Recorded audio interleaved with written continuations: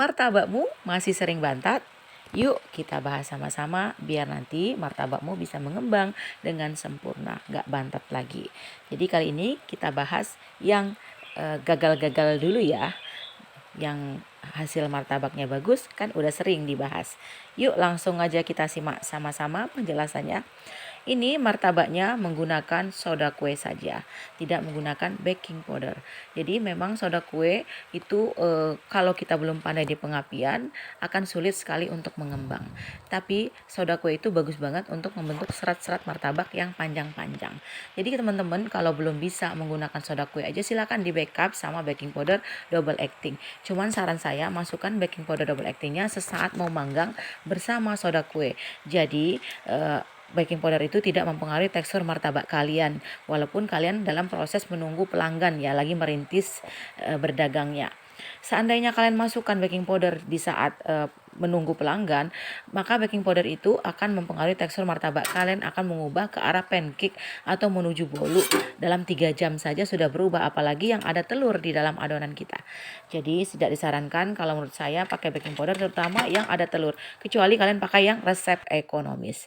Pastikan loyang kita itu bersih ya teman-teman, panas loyang sudah pas. Ini kalau panas loyangnya kurang pas, maka martabak kita juga akan bantat.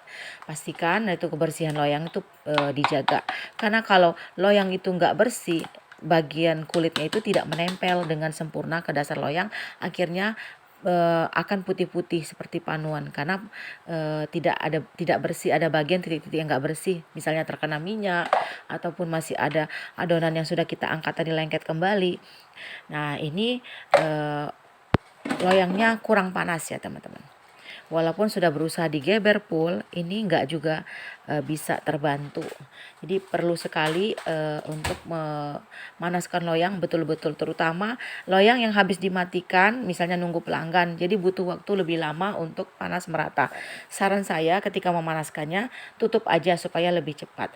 Tapi kalau kalian jualannya itu sudah banyak yang beli, cukup dibalikin ke api standby aja, jadi nggak perlu lama memanaskannya ketika ada yang order gitu ya teman-teman. Jadi nggak terlalu boros LPG karena harus mengulang memanaskan dari awal lagi. Cuman untuk pemula yang masih merintis sayang sekali kalau api kompor di standby ya, karena itu gasnya akan jalan terus kan, rugi karena kita nggak tahu, nggak bisa memprediksi, terutama buat yang masih merintis, yang baru-baru jualan, yang masih mencari pelanggan.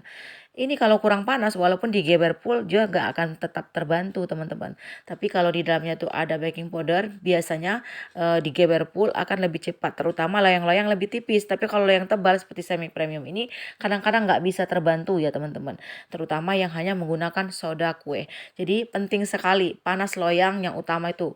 Kemudian soda kue dan baking powder apabila pakai pengembang keduanya wajib dicampur itu sampai merata, betul-betul merata seperti kita ngocok telur itu. Jangan sampai ada bagian martabak itu, adonan martabak tidak terkena pengembang. Nah, itu yang membuat martabak itu tidak bisa mengembang dengan sempurna.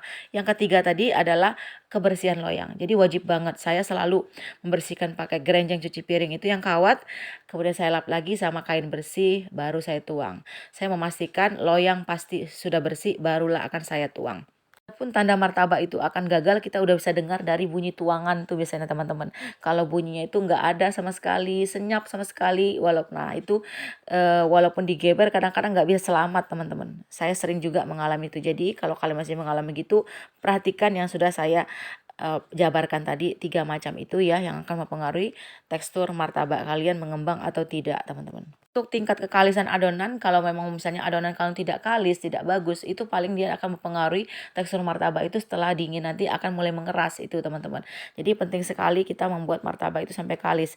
Bukan tidak mengembang teman-teman, tetap mengembang. Asalkan yang 3 tadi panas loyang itu pas, kemudian loyang bersih, pengembang dikocok sampai merata, tapi berpengaruh pada kelembutan martabaknya, keawetan kelembutan martabaknya tidak akan bertahan lama. Martabak itu kalau baru matang sih semua lembut menurut saya teman-teman. Tapi ketika sudah dingin nanti baru kita tahu apakah martabak kita itu masih tetap bisa bertahan kelembutannya. Kalau saya selalu mengajarkan member-member saya untuk tes kelembutan minimal tuh 12 jam untuk tekstur martabak ekonomis dan 24 jam untuk martabak yang menengah dan premium. Nah, itu perhatikan teman-teman, ada menonjol-menonjol di tengah itu.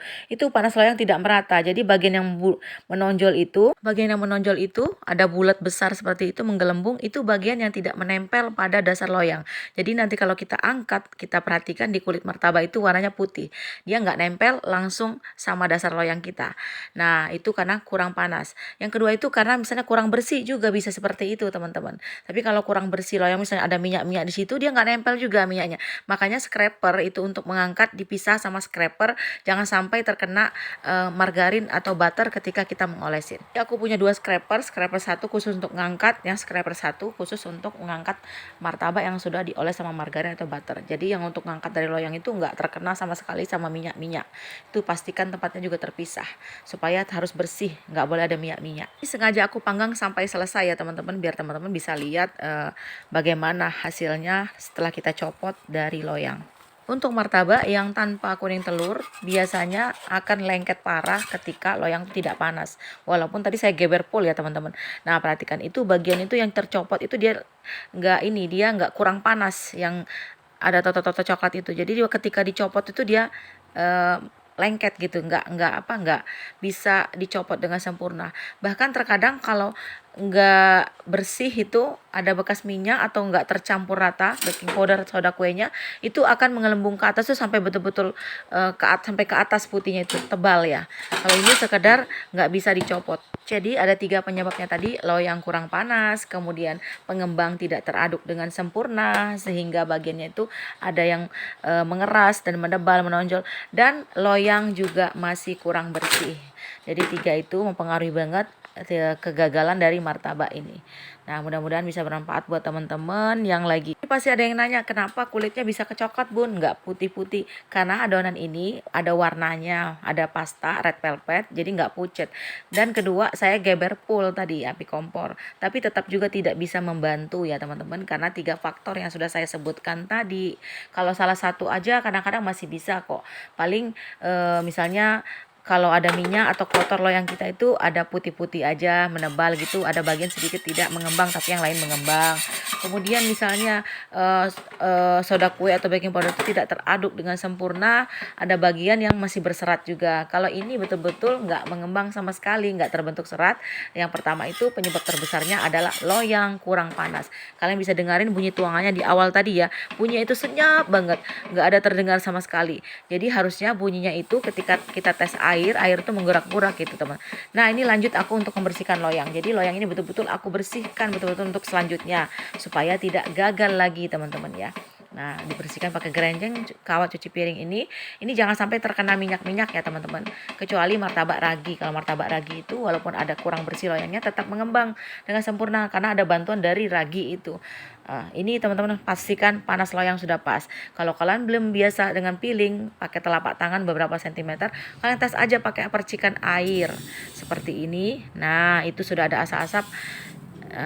Kemudian ada menggurak mendidih gitu dan terserap. Tapi ini untuk di loyangku ini kepanasan teman-teman. Nah, jadi sesuaikan juga dengan karakter loyang kita. Kalau di loyang aku ini nggak bisa sampai berasap ketika tes percikan air. Kalau di tes percikan air sampai berasap-asap, ini akan nanti mudah gosong. Kemudian aku lanjut membersihkan seperti biasa pakai kain. Aku pakai kain kaos ya teman-teman, itu nggak lengket, nggak ada serabut-serabut. Dan selanjutnya ini adalah martabak yang bagus hasilnya teman-teman, udah terlihat dari pinggirnya itu lingkaran naik sekitar 1 cm dari pinggir loyang. Martabak akan mengembang mulai dari pinggir seperti itu. Ini sudah mulai terlihat bagus. Jadi bunyi tuangannya tadi cus gitu. Itu petanda loyang kita sudah panasnya pas. Gimana teman-teman? Mudah-mudahan video ini bisa bermanfaat buat teman-teman dan teman-teman nggak mengalami lagi yang namanya bantat atau tidak mengembangnya daging martabak kalian ya teman-teman. Apabila ada pertanyaan silahkan ketik di kolom komentar postingan. Bagi yang nggak bisa belajar otodidak silahkan wapri saya, nomor WA ada di profil teman. Untuk yang belajar free atau gratis silahkan ketik di kolom komentar postingan.